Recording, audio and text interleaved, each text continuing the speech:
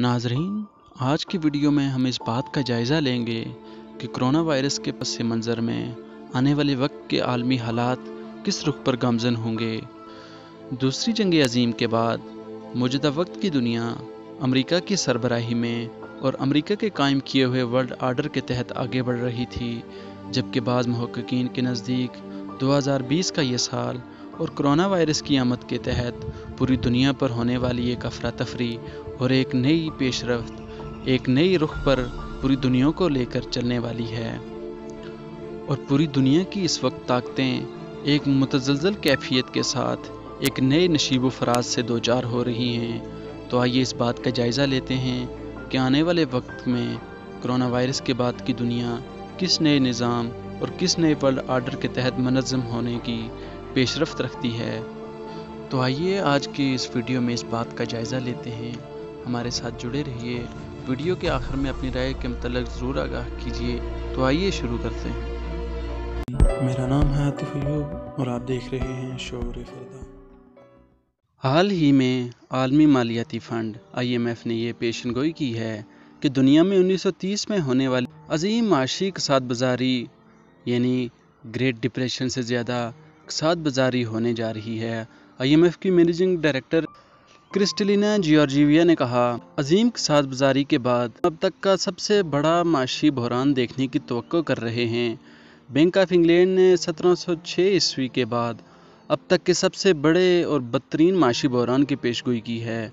America के federal reserve के chairman ने अंदोहनाक सूरत हाल से ख़बरदार किया, क्योंकि अमेरिकी मईशत को पहली सहमाही में जो नुकसान पहुंचा है वो बदतरीन अजीम इक़्तिसाद बाज़ारी के बाद से सबसे ज़्यादा है।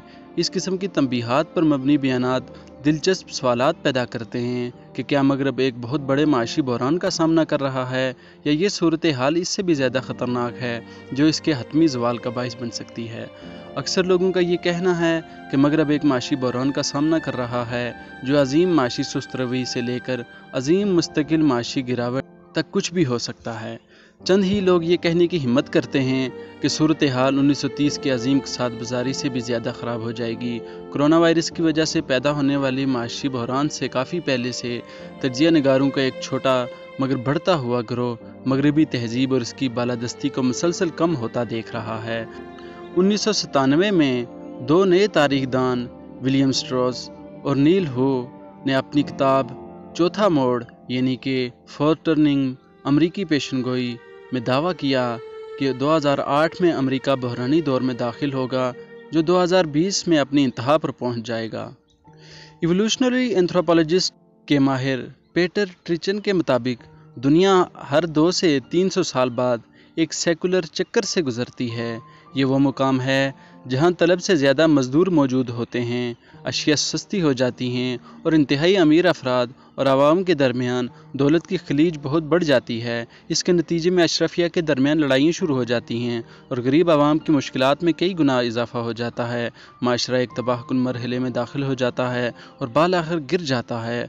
ट्रिचन ने इसके अलावा एक छोटे 50 साल के चक्कर का भी जिक्र किया है जो इतना ही तबाहकुन होता है। अमेरिकी तारीख पर की गई तहकीक की बुनियाद पर ट्रिचन ने 2010 में पेशगोई की थी कि अगला मुख्तसर चक्कर 2020 में वकूफ़ पज़ीर होना है, लेकिन वो बड़े चक्कर के साथ टकराएगा और इस तरह एक फ़कीदुल मिसाल अफरा तफरी पैदा होगी।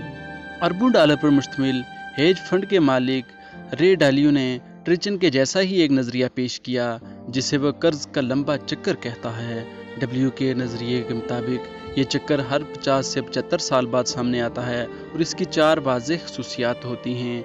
इजादात में तेज़ी होती है, मुल्क में अशरफिया के दरमियान गहरी तकसीम होती है, मुल्क से बाहर अक़वाम के दरमियान बहुत कम तावन और एक मद्दे मक़ाबिल का ज़ुहूर। आखिरी कर्ज का लंबा चक्कर 1945 को ख़त्म हुआ था जब अजीम इक़्तिसाद बाज़ारी ने जर्मनी को मजबूर किया था कि वह बरतानिया के वर्ल्ड आर्डर को चैलेंज करे। बरतानिया ने वह जंग जीत ली थी, लेकिन अमेरिका के मुकाबले में इसे अपने मकाम से दस्तबरदार होना पड़ा था, जिसके बाद ब्रिटेन वुड्स के मकाम पर होने वाले माहिदों की बुनियाद पर नया सियासी व माशी आलमी आर्डर कायम हुआ। डब्ल्यू के मुताबिक 2020 में कर्ज का लंबा चक्कर ख़त्म होगा और आलमी मईशत में इनकलाबी तब्दीलियाँ रोनुमा होंगी और चीन इसमें उभर कर सामने आएगा और सबसे ऊपर होगा। ट्रिचन और डब्ल्यू से बहुत पहले 1922 में اوزوالڈ اسپنگلر نے مغربی تہذیب کی موت کی پیشن گوئی کی تھی، اور یہ کہ مغرب آخری موسم میں داخل ہو گیا ہے، یعنی کہ سردیوں کے موسم میں۔ اوپر بیان کردہ تھیوریز دلچسپ ہیں اور چاہیے کہ یہ لوگوں کی سوچ و فکر میں کچھ حرکت کا باعث بنے۔ مغربی مفکرین کی جانب سے حکمران خاندانوں اور تہذیبوں کی پیدائش اور موت کے حوالے سے پیش کیے جانے والے افکار سے پہلے 14ویں صدی عیسوی میں ابن خلدون نے اپنے مقدمہ میں ایک چکر کے 4 مراحل، اس کے قیام، بڑھنا، زوال اور خاتمے کا ذکر کیا، جو حکمران خاندانوں کی عروج و زوال کے پیچھے کار فرما قوتوں کو بیان کرتا ہے۔ خلدون نے پیش گوئی کی تھی کہ یہ چکر ہر 120 سال کے بعد دہرایا جاتا ہے۔ تاریخ دان آرنلڈ ٹونی بھی ابن خلدون کے مقدمے سے اس قدر متاثر تھا کہ اس نے اسے اپنی طرز کا بہترین کام قرار دیا۔ کرونا وائرس کی وبا کے سامنے آنے سے کافی پہلے مشاہدہ کرنے والے ذہین لوگ ان چھپی ہوئی قوتوں کو شناخت کر سکتے تھے جن سے امریکہ کے ورلڈ آرڈر کو خطرہ ہے، اور کرونا وائرس کی وبا کے بعد یہ صورتحال شاید امریکہ کے لبرل آرڈر کے لیے جان لیوا ثابت ہو۔ نیشنلزم یا لسانی نیشنلزم امریکہ کے لبرل ورلڈ آرڈر کے لیے ایک حقیقی خطرہ ہے۔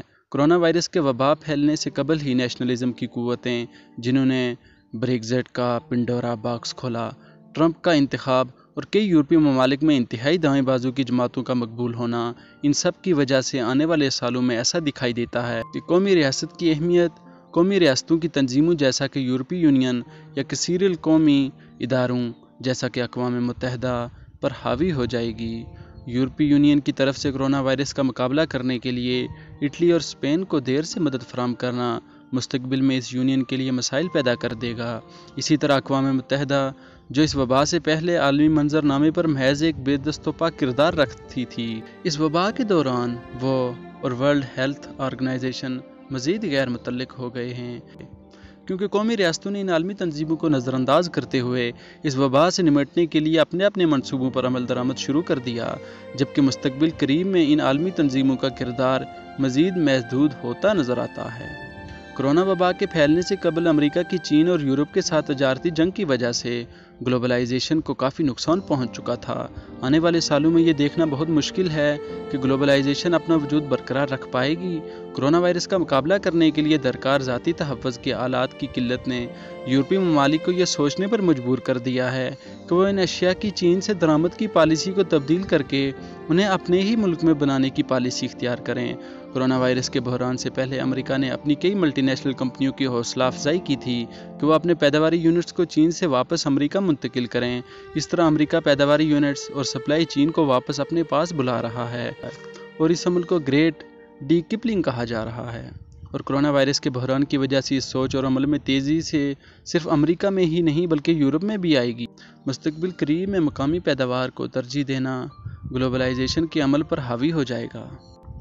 ایک چیز یقینی ہے کہ کم سے کم شرح سود معیشت میں تیزی کو برقرار رکھنے کے لیے حکومتی مداخلت اور مرکزی بینک کی طرف سے حکومتی بانڈز کو خرید کر پیسے مہیا کرنے کا جو معاشی نسخہ عظیم کساد بازاری کے دوران دیا گیا تھا، وہ ترقی یافتہ ممالک کی معیشتوں کو 2008 میں آنے والے معاشی بحران سے قبل کے مقام پر لے جانے میں ناکام ثابت ہوا۔ اسی نسخے کا دوبارہ استعمال موجودہ عالمی معاشی بحران کو روکنے کی جگہ ناقابل تلافی نقصان پہنچائے گا۔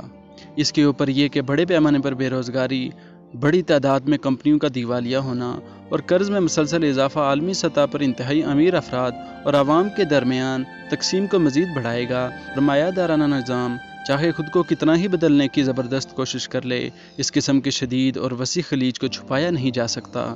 اس کے برخلاف دولت کے تقسیم میں اس قدر عدم مساوات عالمی سطح پر حکومت کرنے کو مشکل بنا دے گا، کیونکہ لوگ ایک نئے سماجی معاہدے یعنی سوشل کنٹریکٹ کا مطالبہ کرنے لگے ہیں۔ امریکہ کا لبرل آرڈر اب یقیناً وینٹیلیٹر پر چل رہا ہے۔ امریکہ نے جس دنیا کو دوسری جنگ عظیم کے بعد بڑی وقت سے تعمیر کیا تھا، وہ اب بکھر رہی ہے، اور اس بات کے قومی امکانات ہیں کہ دنیا 1945 سے پہلے کی صورتحال پر واپس چلی جائے گی۔ یہ وہ دور تھا جب کئی بڑی طاقتیں اپنے مفادات کا تحفظ کر رہی تھیں، اور اگر ان کے مفاد کو خطرہ لاحق ہوتا تھا تو وہ جنگ شروع کر دیتی تھیں۔ اللہ سبحانہ تعالیٰ نے فرمایا ہے، اور ہر ایک قوم کے لیے ایک وقت مقرر ہے، جب وہ آ جاتا ہے تو نہ تو ایک گھڑی دیر کر سکتے ہیں اور نہ جلدی۔ اللہ سبحانہ تعالیٰ کچھ تہذیبوں کو عروج اور زوال کے راستے پر ڈالتا ہے، جبکہ کچھ کو مکمل طور پر تباہ کر دیتا ہے۔ اسی طرح ایک قوم کی بلندی کی جانب سفر شروع ہو جاتا ہے اور وہ دنیا کی امامت حاصل کر لیتی ہے، لیکن دنیا کی چاہت کی تمام حدیں عبور کر لیتی ہے اور تباہی کے گڑھے میں گر جاتی ہے۔ باخبر اور سمجھدار مسلمان وہ ہے جو توجہ سے بین الاقوامی صورتحال سے آگاہ رہتا ہے اور اس موقع کی تلاش میں رہتا ہے کہ مسلمانوں کو ایک بار پھر انسانیت کا رہنما بنا دے جس کے وہ حقدار ہیں۔ اللہ سبحانہ و تعالیٰ نے فرمایا ہے، جتنی امتیں پیدا ہوئیں تم ان سب سے بہتر ہو کہ نیک کام کرنے کو کہتے ہو اور برے کاموں سے منع کرتے ہو اور اللہ پر ایمان رکھتے ہو۔ یقیناً کرونا وائرس کی شکار دنیا اہل قوت کی ایک زبردست موقع ہے کہ وہ مغربی استعماری طاقتوں کے کنٹرول کو تہ بالا کرتے ہوئے نبوت کے نقش قدم پر ریاست خلافت کو قائم کر دیں۔ جس طرح امریکہ نے دوسری جنگ عظیم میں شامل ہونے سے پہلے اس بات کا انتظار کیا تھا کہ عظیم یورپی طاقتیں ایک دوسرے کو تباہ و برباد کر لیں، اور پھر اس نے تاریخی موقع سے فائدہ اٹھاتے ہوئے دوسری جنگ عظیم کے بعد عالمی قیادت پرانے یورپ سے چھین لی تھی، ایسا ہی موقع خلافت کو قائم کرنے والوں کو بھی حاصل ہو سکتا ہے۔ اللہ سبحانہ تعالیٰ نے فرمایا ہے، مومنو، اللہ اور اس کے رسول کا حکم قبول کرو، جبکہ رسول اللہ تمہیں ایسے کام کے لیے بلاتے ہیں جو تمہیں زندگی بخشتا ہے، اور جان رکھو کہ اللہ آدمی اور اس کے دل کے درمیان حائل ہو جاتا ہے، اور یہ بھی کہ تم سب اس کے روبرو جمع کیے جاؤ گے۔ تو ناظرین، اس ویڈیو میں ہم نے جائزہ لیا کہ موجودہ وقت کے عالمی حالات میں کرونا وائرس کے پس منظر میں امریکہ کی عالمی بالادستی اور اس کے ایک ورلڈ آرڈر پر کس طرح ضرب لگ سکتی ہے، اور بڑی طاقتیں کس طرح ایک تنزل کی طرف جا کر ایک نئے عالمی نظام اور ایک نئے ورلڈ آرڈر کے تحت منظم ہونے کی طرف بڑھ رہی ہے۔ تو دیکھتے ہیں آنے والے حالات دنیا کو کس طرف لے جاتے ہیں۔ مجھے امید ہے آپ کو یہ ویڈیو پسند آئی ہوگی، ہمارے ساتھ جڑے رہیے، ویڈیو کے متعلق اپنی رائے سے ضرور آگاہ کیجیے۔ تب تک کے لیے اللہ حافظ۔